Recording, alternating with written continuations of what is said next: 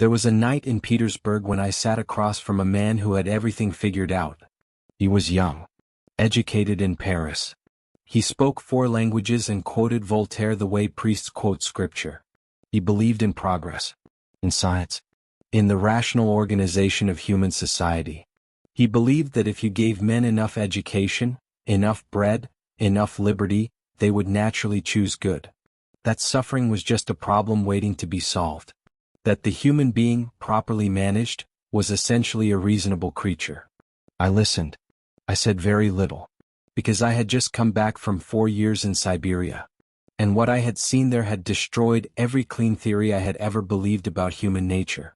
This man had never watched a prisoner beat another prisoner for no reason. Not for food. Not for survival. Just because something in him needed to. He had never seen a man choose suffering when he could have chosen comfort. He had never seen what a human being actually is when you strip away the theory and leave him with only himself. I had. And what I found there did not fit neatly into any European philosophy I had ever read. This is not an argument about geography. I am not telling you that Russia is superior to France or that Petersburg is wiser than Paris. What I am telling you is that Western rationalism, the belief that reason alone can explain and fix the human condition, was built on a lie. And that lie is not just wrong. It is dangerous, because it tells people who they should be while completely ignoring who they actually are. And somewhere in your own life, you already know exactly what I mean.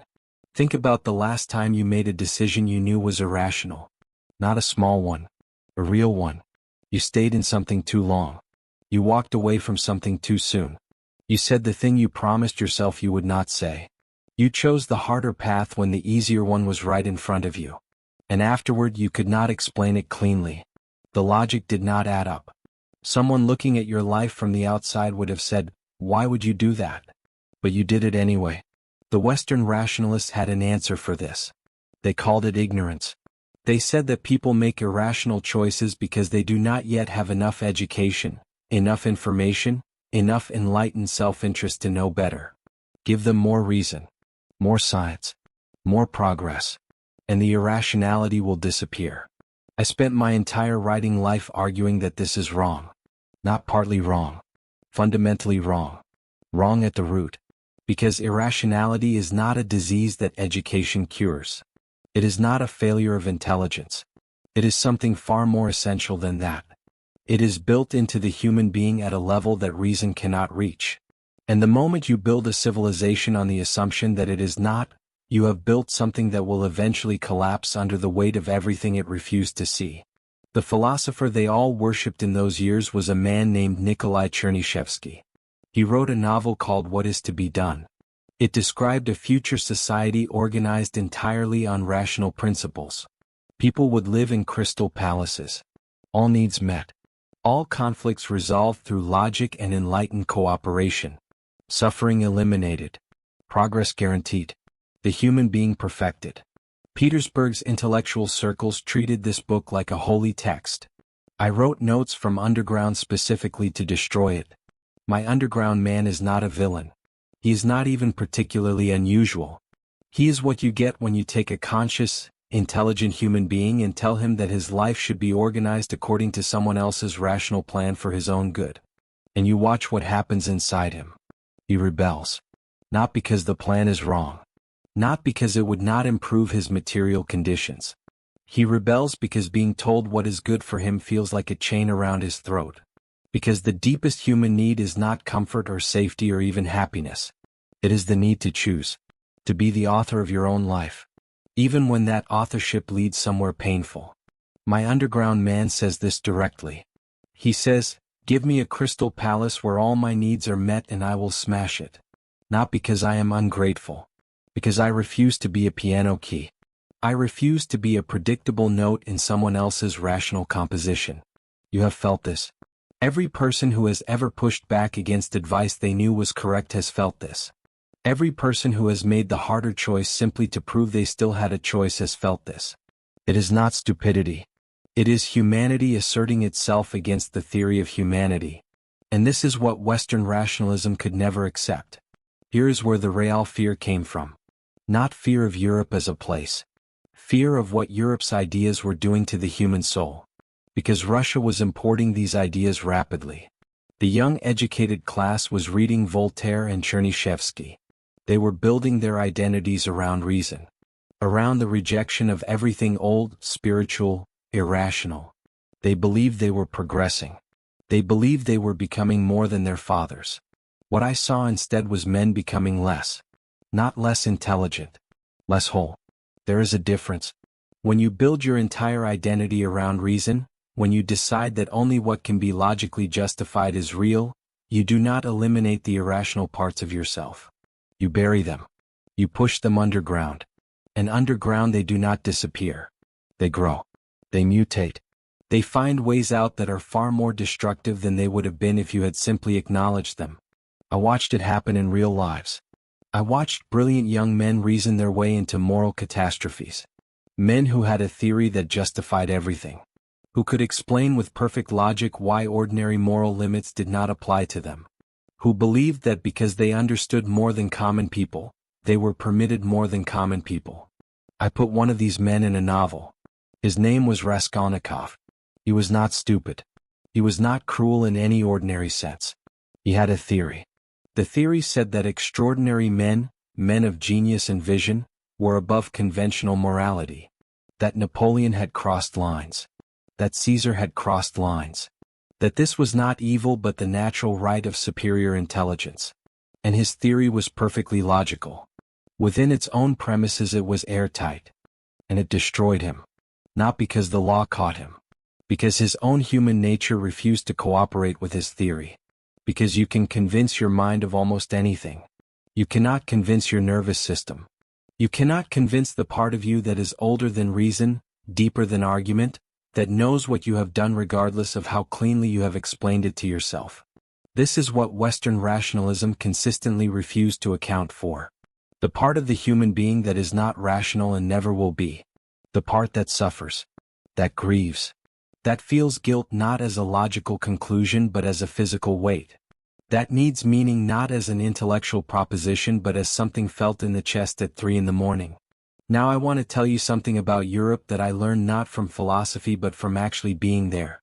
I visited several times. Germany, France, England. I watched. I am a writer and watching is what I do. And what I saw was a civilization that had built extraordinary things.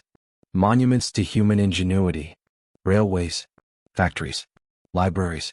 Progress that would have been unimaginable a century before. And underneath all of it, a peculiar emptiness. Not in everyone. Not everywhere. But in the educated class, the class that had most fully absorbed the rationalist philosophy, I saw people who had lost something they could not name. Who had traded something away in the process of becoming modern. Who were prosperous and purposeless in the same breath. Because when you strip the irrational from human life, you strip out more than ignorance. You strip out awe. You strip out the sense that existence is mysterious and that mystery is not a problem to solve but a territory to live inside.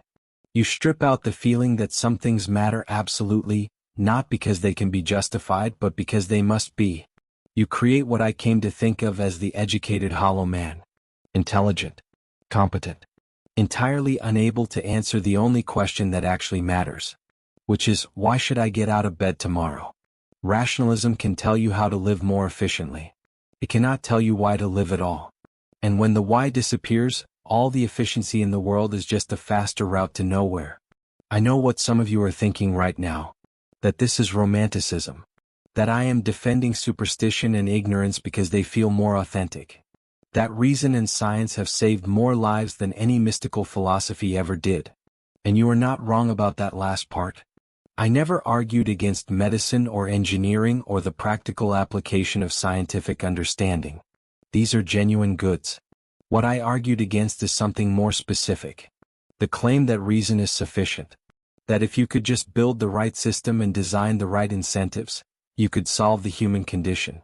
That the human being is, at root, a rational creature who makes irrational choices only through ignorance or poor design. This claim is not science. It is a faith. And it is a faith that has been tested and found wanting over and over again. Because every time someone builds a perfect rational system for organizing human life, Human beings inside it find ways to be cruel, self-destructive, and magnificent that the system never predicted and cannot contain.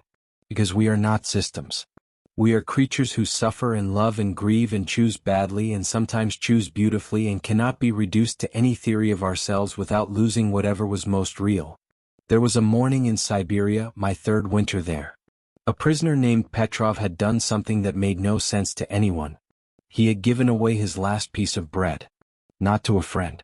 To a man he barely knew who was sick. In prison, bread is not just food. It is survival.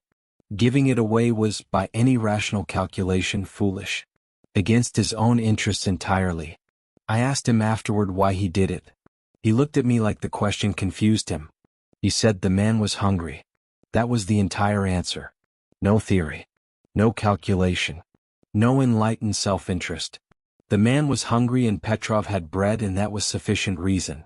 I stood there in the frozen Siberian morning realizing that this man, this uneducated peasant prisoner, understood something about human life that the philosophers in their heated Petersburg drawing rooms had theorized away entirely.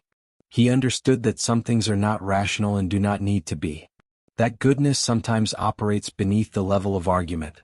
That the part of the human being that can give away his last piece of bread to a stranger is not the rational part. And it is not the part that needs to be fixed. It is the part that needs to be protected. From the systems that would explain it away. From the philosophies that would call it inefficient.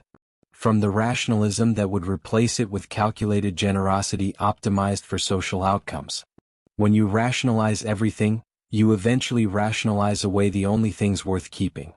There is one more thing I want to say before we are done. The rationalist project did not fail because its practitioners were evil. Most of them were genuinely trying to help. They looked at human suffering and they wanted to eliminate it. They believed that if you understood the mechanism clearly enough you could fix it. That poverty was a design flaw. That crime was an engineering problem. That the human being, given the right conditions, would naturally flourish.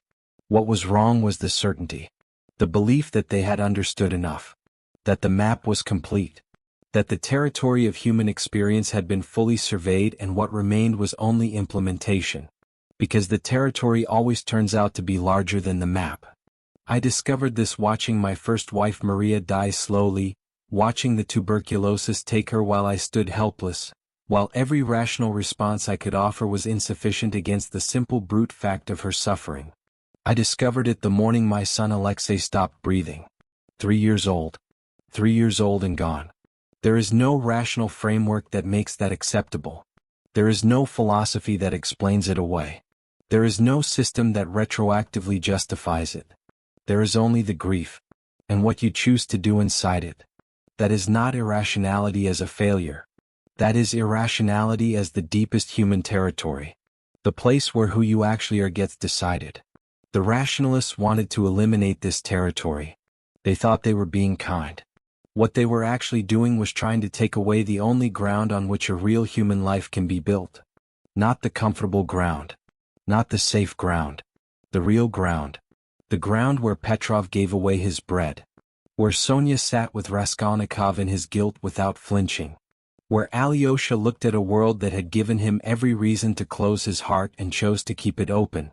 Where you, tonight, are still here. Still asking the questions that have no rational answers. Still carrying the weight that no system ever quite lifts. That is not your problem. That is your humanity. Dostoevsky feared Western rationalism because he had been to the place where theories go to die. He had watched what human beings actually are when stripped of everything but themselves. And what he found, there was not a rational animal that had gone wrong. It was something stranger and wilder and far more capable of both horror and grace than any system could contain. That is not a problem to solve. That is the truth to live from. You just needed someone to tell you it was allowed.